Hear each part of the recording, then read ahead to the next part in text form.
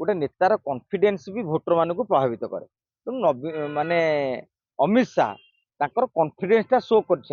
जहाँ फल अन्य मैंने कहले अमित शाह कहते माने कि खेल जीतीज कि देखो आपंकर दी प्रकार कैलकुलेसन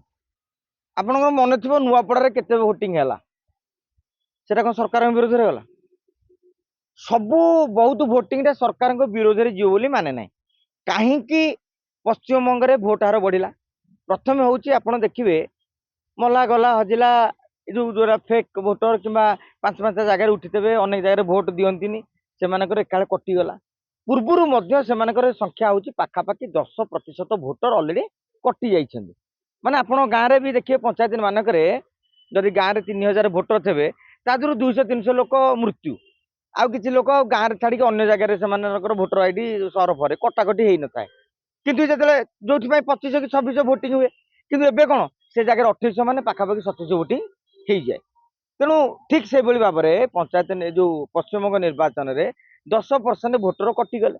आगुरी से 82% भोटिंग होता ये जो 10% पूरा कटिगले निरुता भोटर रहिले।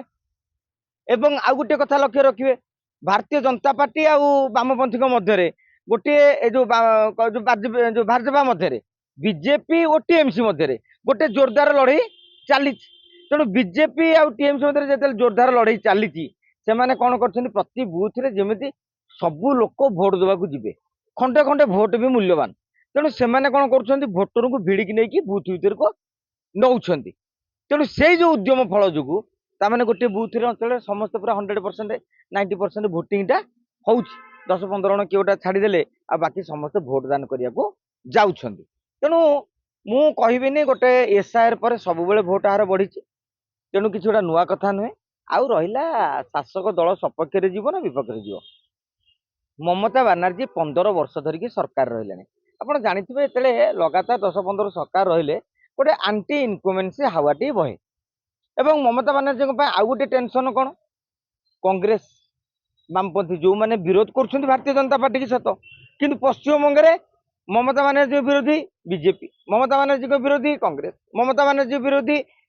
वामपंथी तेणु एमती हो पारे जो आप कहते सरकारी विरोधी हवा किसी बीजेपी को जापे किसी कांग्रेस को जापे किसी वामपंथी जापे कि सरकारी विरोधी हवार भोट जदि सीधा सड़क भाव में ममता विरोध में अर्थात केवल भारतीय जनता पार्टी को जाए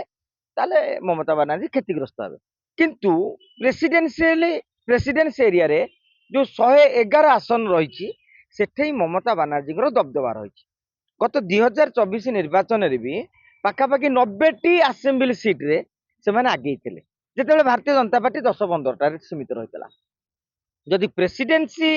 इलाकार भारतीय जनता पार्टी भल प्रदर्शन करे ताले ममता बानार्जी हारिबा निश्चित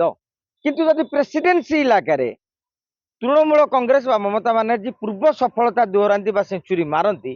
ताले पुणी थे क्षमतार चौका माने 3 थर जीति आउ गोटे थर जीति क्षमतार चौका मारी पारे। अमित शाह ओडिशा निर्वाचन में आप देखिए 2019 बेले कहला मिशन 120 पद्मश्री फुटी फुटी से कहले अमित शाह जे आमर हो सारे आम जीति सारू किंतु फलाफल कौन से है से कहती कौन कि गोटे नेतार कॉन्फिडेंस भी भोटर मान प्रभावित करे। तेणु माने अमित शाह ताकर कॉन्फिडेंस शो कर जहाँ फल अन्य मैंने कहले अमित शाह कहते माने कि खेल जीतीज कि तो नेक्स्ट फेज भोटा टिके चहलियो बोली अमित शाह एमती कहते ना सेमती स्थिति नहीं।